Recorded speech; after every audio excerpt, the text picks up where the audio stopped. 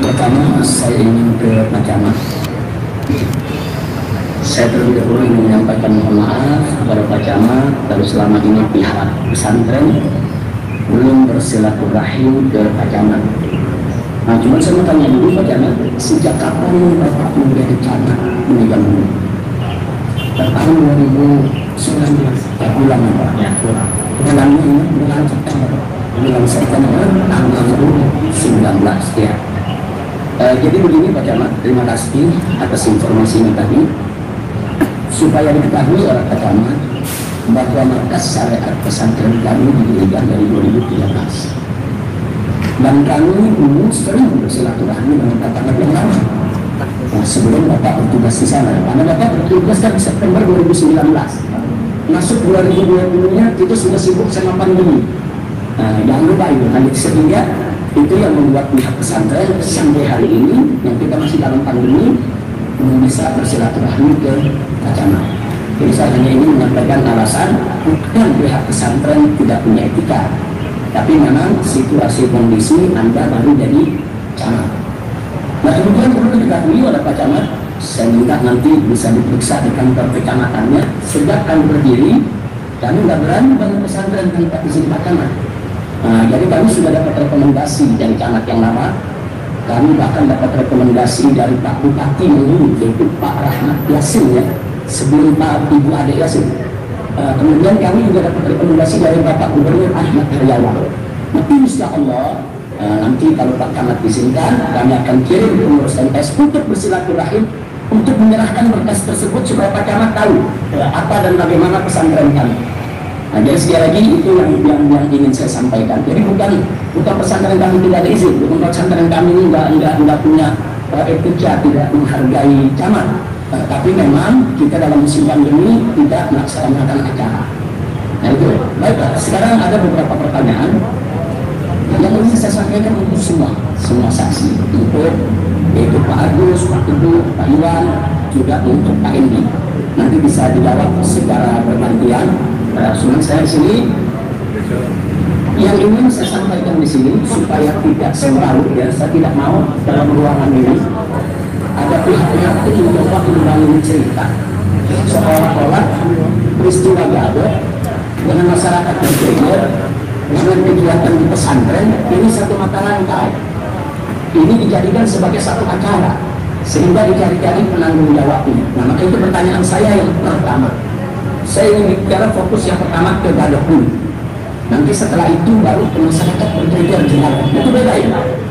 Ada peristiwa kerumunan Gadok, ada masyarakat bergeger di jalan sepanjang 6 sampai 10 km.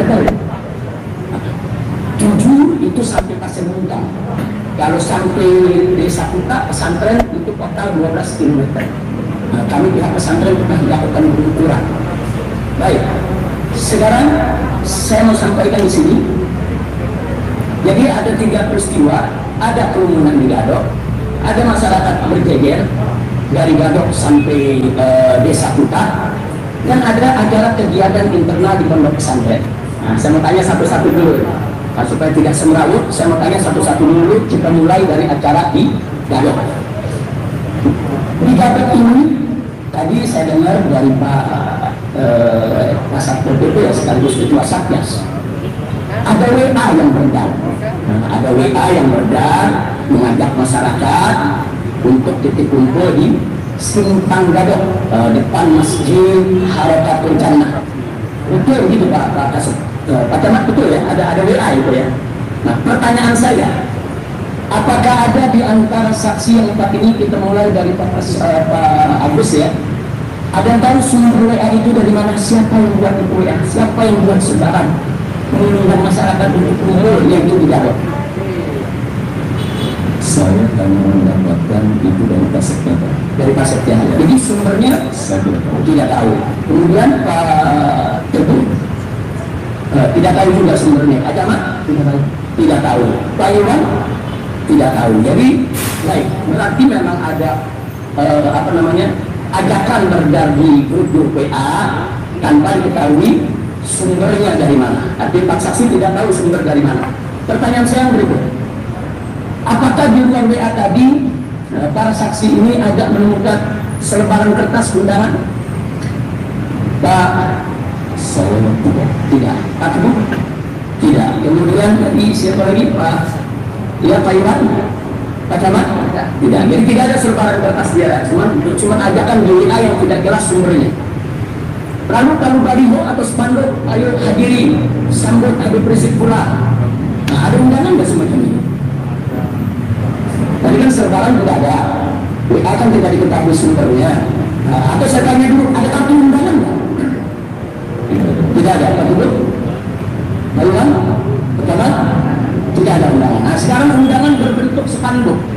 Jadi berbentuk spanduk, ayo kumpul di depan Harakatul Jannah pada hari ini jam sekian, panitianya sepulang. Ada nggak spanduk semacam itu?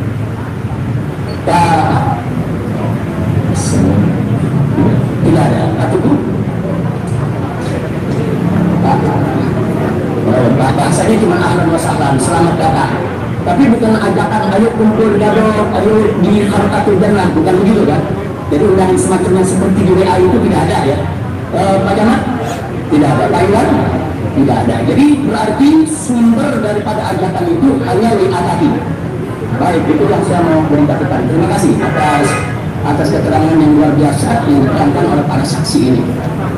Nah baiklah, jika Anda sebagai pejabat di wilayah, mungkin semua pejabat di wilayah ini, baik PT, Pak Camat, dan lain sebagainya, begitu mendapatkan WA tersebut, kemudian tadi Anda cerita dari pimpinan untuk segera musyawarah dalam rangka mengantisipasi karena khawatir nanti ada kerumunan. Nah, pertanyaan saya, apakah WA tersebut hanya beredar di kalangan pejabat atau beredar juga di masyarakat? Sepengetahuan Anda.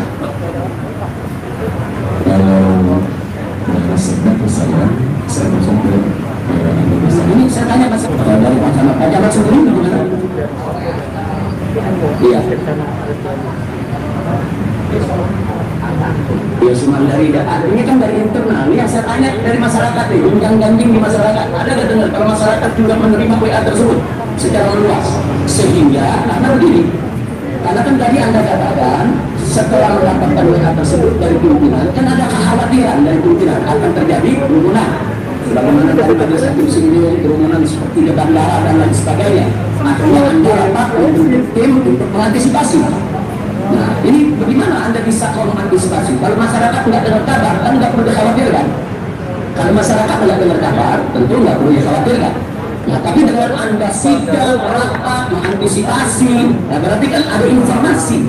Kalau masyarakat itu tahu, dan masyarakat akan kumpul. Nah, ini yang saya tanya. Coba, tolong dijelaskan Pak.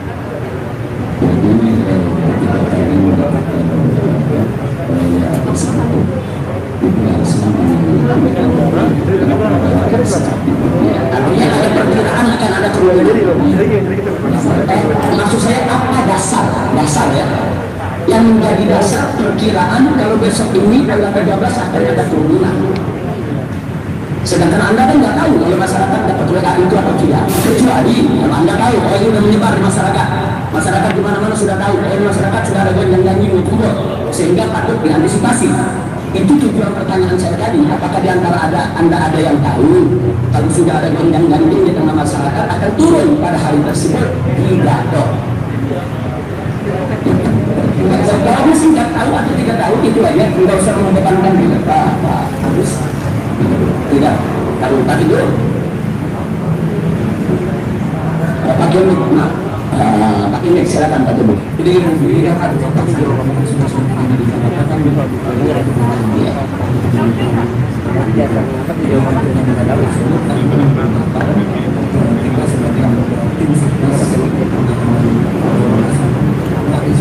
Jadi sifatnya antisipatif saja. Soal besok kerumunan ada atau tidak, yang penting sudah siap untuk mengantisipasi. Kalau tadi sudah diterima juga oleh masyarakat, ya terima kasih. Saya pikir itu satu jawaban yang tepat, yang bagus. Ini begitu Pak Camat ya, untuk mengantisipasi Pak Iwan sana ya. Nah, baik. Kemudian pertanyaan yang berikutnya. Nah, ternyata kan perkiraan dari tim tepat, besoknya kan masyarakat memang berkumpul itu di kantor sana. Nah, pertanyaan saya, masyarakat itu kumpul di Gadok menurut yang Anda lihat, Anda dengar, mereka kumpul ya. Nah, pertanyaan sekarang, mereka sudah kumpul. Nah, menurut apa yang Anda lihat, masyarakat itu kumpul memang dikumpulkan oleh panitia, atau mereka datang sendiri-sendiri dari mana-mana. Tadi kan ada dari Ciawi, dari Kota Bogor, dari Sukabumi, dari Cianjur, atau memang mereka diatur oleh panitia. Ada panitia yang nyambut mereka datang, ada panitia yang atur posisi-posisi mereka, atau mereka datang spontan begitu aja. Pertanyaan saya begitu Pak Kasar. Tidak tahu sama sekali. Jadi Anda nggak lihat panitia di sana. Nah, kalau Anda nggak lihat panitia itu ada atau tidak? Sebab ini kan WA menyebar, nggak jelas sumbernya.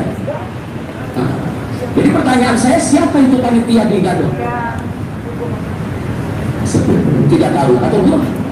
Jadi sebetulnya diatur-atur panitia atau mereka spontan datang? Jadi kalau sepengetahuan dan saya lihat di YouTube, jadi mereka itu datang secara spontan. Spontan, betul. Ada kelompoknya A, ada B, ada C. Ya, macam-macam. Jadi mereka heterogen ya, heterogen spontan mereka datang. Mereka kan ada pakai motor dan mobil. Iya, ada jalan kaki, ada pakai motor, mobil. Terima kasih Pak Teguh. Pak Iwan, bagaimana? Jawabannya ada beda atau sama dengan Pak Teguh tadi? Karena saya kan waktu itu berdiri di Gadok, jadi orang berkelompok itu secara simpatisan mereka tiba-tiba Spontan ya. Iya, sama dengan keterangan Pak Teguh tadi. Terima kasih Pak Iwan. Pak Jamal. Tadinya mau diantisipasi ya, datang secara spontan ya. Terima kasih. Itu penting sekali. Sebab antara spontan dengan tidak spontan beda. Kalau tidak spontan itu ada panitia, ada bertanggung jawab. Nah, tapi kalau spontan, ini kita nggak bisa menjadikan tuntutan. Baik, pertanyaan saya itu masih untuk yang keempat ya.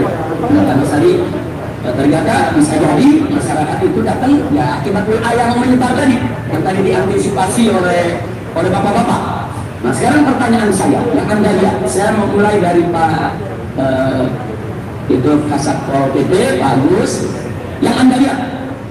Anda hadir di Medan atau Anda menerima laporan atau Anda lihat rekamannya?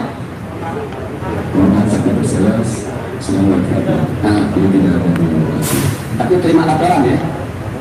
Oke, nanti kalau begitu saya ke Pak Teguh dulu. Pak Teguh hadir ya? Ya, saya tanya, silakan. Pak Teguh dulu yang hadir. Silakan Pak Teguh. Anda kan lihat langsung. Nah, masyarakat itu datang. Pertanyaan saya, masyarakat datang yang tadi Anda bilang ribuan itu mereka datang untuk mendemo saya atau untuk menyambut saya? Menyambut, bukan mendemo ya? Bukan mengusir saya, nggak boleh datang juga buat. Bukan, untuk menyambut. Bagaimana Pak Camat? Sama, untuk menyambut, bukan mendemo ya? Taiwan? Untuk menyambut. Laporan yang sampai ke Pak Kasatpol PP untuk mendemo atau menyambut? Kita ini menjadi dipidanakan hanya gara-gara suatu peristiwa yang kita tidak tahu. Jadi apa dasarnya kok bisa dipidanakan? Kenapa tidak ambil pernyataan? Kenapa tidak denda? Kenapa pesantren nggak didenda saja umpamanya 50 juta seperti di Jakarta? Saya didenda. Umpama kalau memang pesantren dianggap bersalah. Nah, kenapa pesantren tidak mendapatkan peringatan?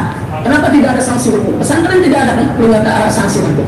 Sampai saat ini pesantren tidak kena sanksi hukum. Sampai saat ini masyarakat yang bergeger tidak kena sanksi hukum. Sampai saat ini kerumunan Megamendung tidak ada satupun yang kena sanksi hukum. Kenapa? Karena mereka spontan. Tidak ada kepanitiaan. Lalu di pidana ini maksudnya kemana? Kenapa? Apa ada yang mengarahkan? Apa ada yang menyuruh? Apa ada yang tekan atau bagaimana? Silakan. Masyarakat masyarakat Ya, masyarakat Sabtu Sofia yang memang pada saat itu memutuskan untuk katakan kepada proses hukum. Tapi Anda melaporkan saya tidak? Dalam peristiwa ini apa Anda laporkan saya? Atau Anda melaporkan kerumunannya? Kerumunannya. Jadi Anda melaporkan kerumunannya. Ya, sesuai dengan masyarakat. Ya, baik. Terima kasih. Cukup. Jadi Anda melaporkan kerumunannya, bukan melaporkan saya. Adapun saya ini urusan penyidik, baik itu dari kepolisian maupun kejaksaan. Terima kasih karena itu penting sekali. Jadi nggak ada yang peristiwa lain yang dipidanakan selain peristiwa saya ini dalam soal prokes. Nggak ada ya. Jadi yang dipidanakan hanya kasus ini saja yang melibatkan saya dan kawan-kawan di sini. Terima kasih. Nah kemudian tadi ada yang menarik penjelasan Pak Agus. Di sana ada hasil template didapatkan 20 reaktif, tapi itu dari beberapa desa, bukan dari satu desa. Nah kemudian Pak Camat tadi lebih rinci lagi mengatakan betul 20 yang reaktif, tapi setelah di PCR hanya 1 yang positif. Betul ya? Hanya 1 yang positif. Nah jadi artinya Pak Camat sendiri tadi sudah menjawab ini tidak ada pengaruh, tidak ada kaitan dengan kerumunan yang terjadi. Nah ada yang menarik lagi, ini Pak Iwan tadi. Ini informasi Pak Iwan luar biasa, saat ini dijadikan catatan.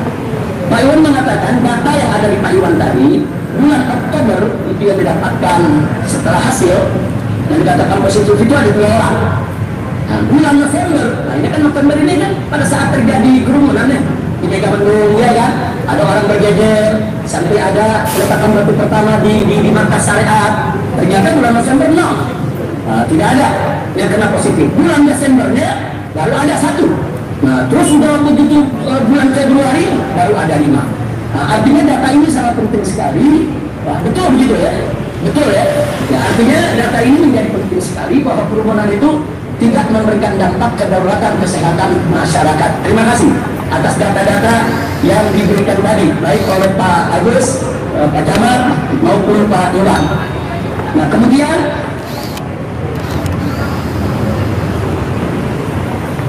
ya, nah, paling akhir saya hanya ingin menandaskan lagi. Tadi yang Anda sebut 3.000 itu yang berkerumun di Gadot ya. Gadot itu memang 3.000, bukan 3.000 itu yang ada di pesantren markas syariat ya. Ya ini saya mau tandaskan, jangan nanti dianggap 3.000 itu ada di markas syariat. Markas syariat sedang lockdown, tidak ada tamu yang boleh masuk. Nah itu saja. Terima kasih banyak majelis hakim yang mulia. Saya serahkan ke majelis lagi.